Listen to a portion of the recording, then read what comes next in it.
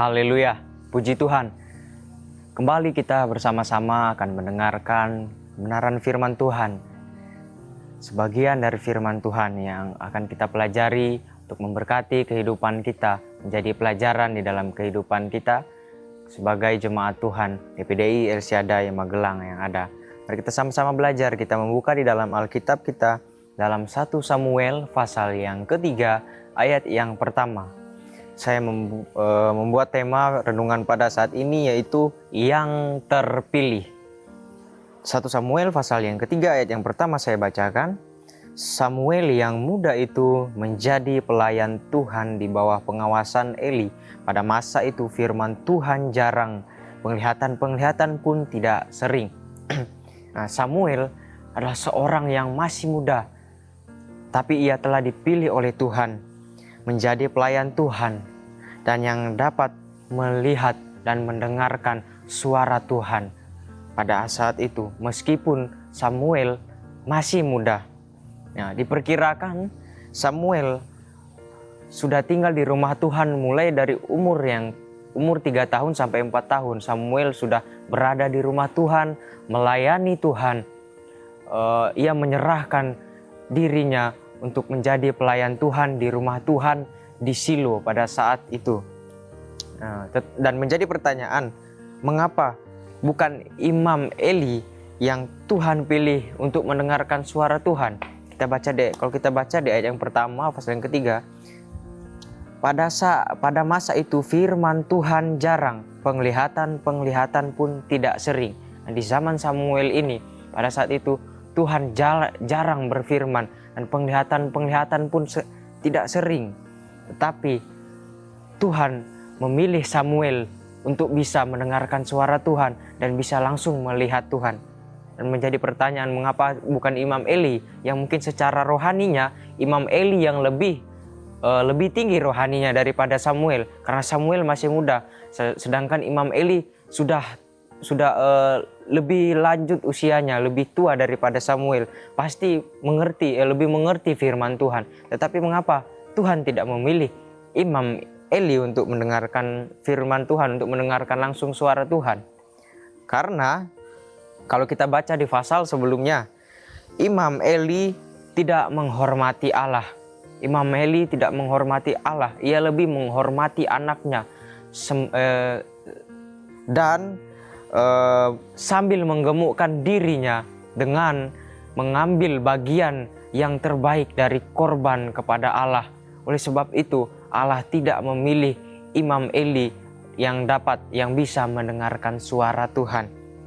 Menjadi pelajaran bagi kita bahwa Tuhan tidak akan memilih, Tuhan tidak akan mengambil orang yang tidak menghormati Tuhan. Allah tidak akan mau melihat orang yang tidak menghormati Allah.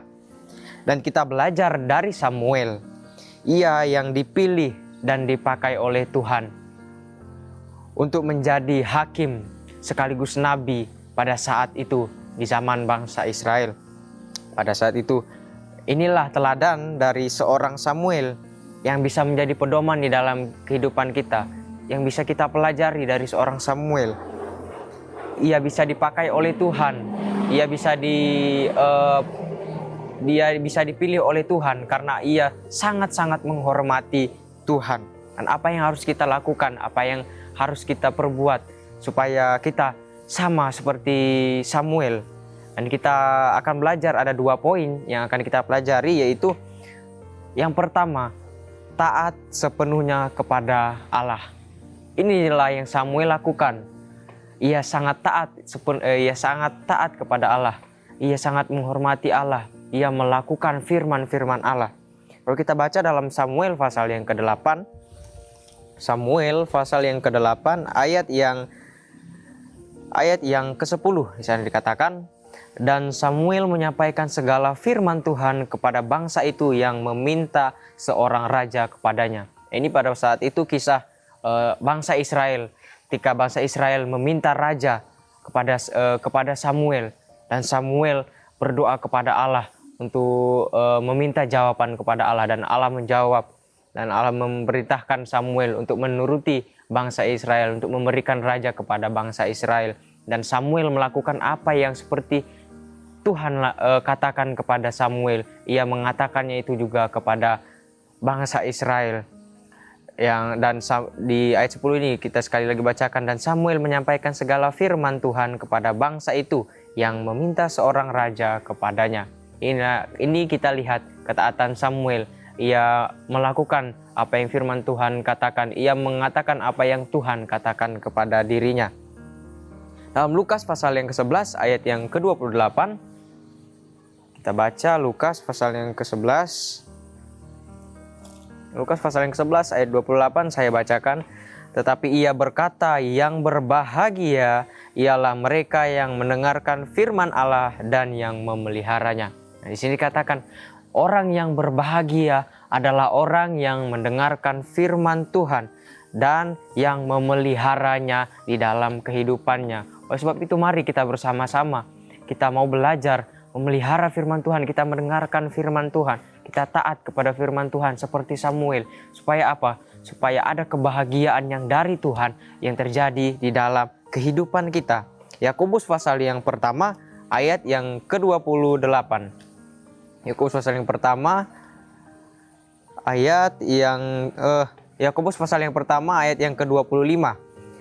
Tetapi barang siapa meneliti hukum yang sempurna, yaitu hukum yang memerdekakan orang, dan ia bertekun di dalamnya, jadi bukan hanya mendengar untuk melupakannya, tetapi sungguh-sungguh melakukannya, ia akan berbahagia oleh perbuatannya. Lagi dikatakan berbahagia. Orang yang sungguh-sungguh mempelajari firman Tuhan, membaca firman Tuhan, mendengarkan firman Tuhan, bukan hanya sekedar mendengarkan, tapi juga melakukan firman Tuhan, adalah orang yang akan menerima kebahagiaan yang Allah taruh, yang Allah berikan kepadanya, kepada kehidupannya. Tetapi orang yang tidak taat kepada Allah, akan ada yang ia dapatkan kalau ia tidak taat kepada Allah. Mari kita buka di dalam Yohanes pasal yang ketiga ayat yang ke-36. Injil Yohanes pasal yang ketiga ayat yang ke-36. Saya bacakan. Barang siapa percaya kepada Allah, ia beroleh hidup yang kekal. Tetapi barang siapa tidak taat kepada Allah, tetapi barang siapa tidak taat kepada Anak, ia tidak akan melihat hidup, melainkan murka Allah tetap ada atasnya. Saya bacakan sekali lagi. Barang siapa percaya kepada Anak, ia beroleh hidup yang kekal. Tetapi barang siapa tidak taat kepada Anak, ia tidak akan melihat hidup, melainkan murka Allah tetap ada atasnya. Nah, lagi dikatakan berbahagialah.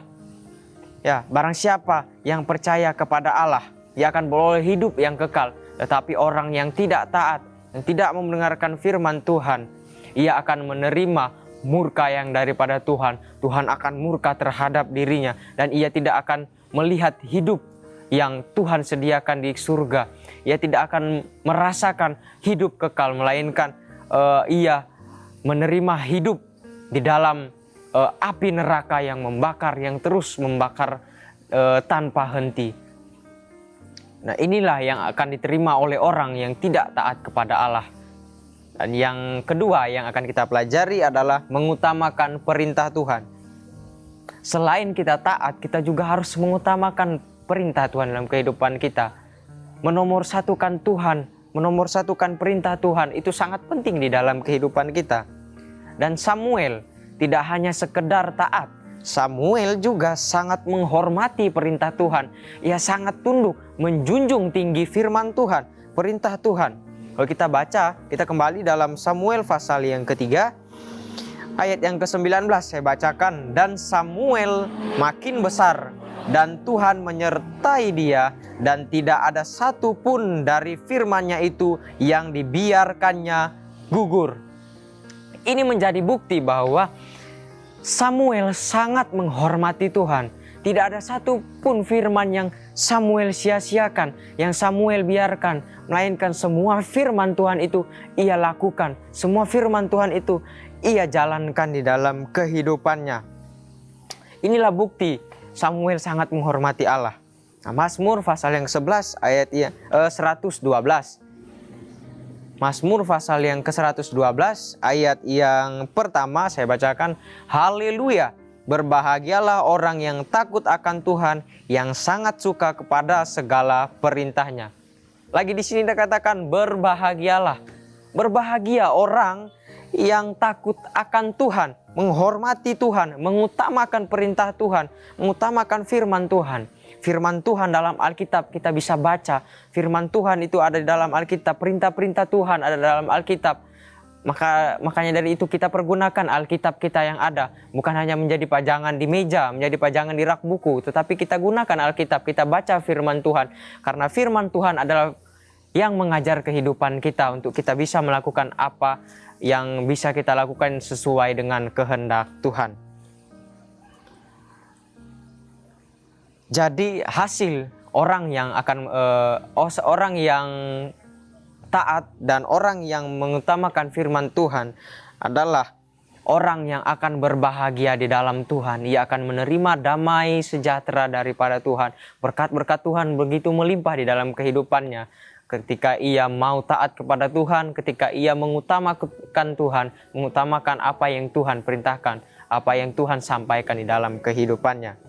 Jadi marilah kita sebagai umat Tuhan terus taat kepada Tuhan dan selalu mengutamakan perintah Tuhan supaya kita menjadi orang yang dipilih Tuhan dan memperoleh berkat Tuhan dan kebahagiaan yang besar yang melimpah di dalam kehidupan kita. Tuhan berikan dalam kehidupan kita.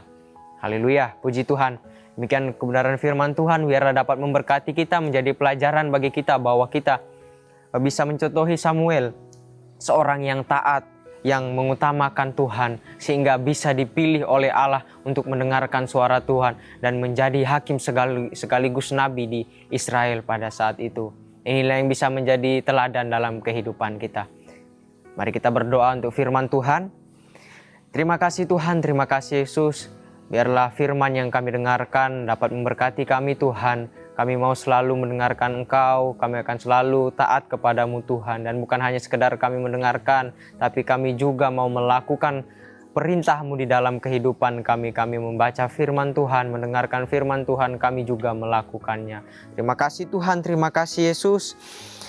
Terima kasih atas kehendak-Mu ya Bapa, yaitu supaya kami jemaat GPDI El Shaddai yang melihat anak-Mu dan percaya beroleh hidup yang kekal, dan supaya Engkau membangkitkan kami pada akhir zaman. Terima kasih Tuhan, terima kasih Yesus. Segala ucapan syukur kami kembalikan kepadamu di dalam nama Tuhan Yesus Kristus. Haleluya, amin.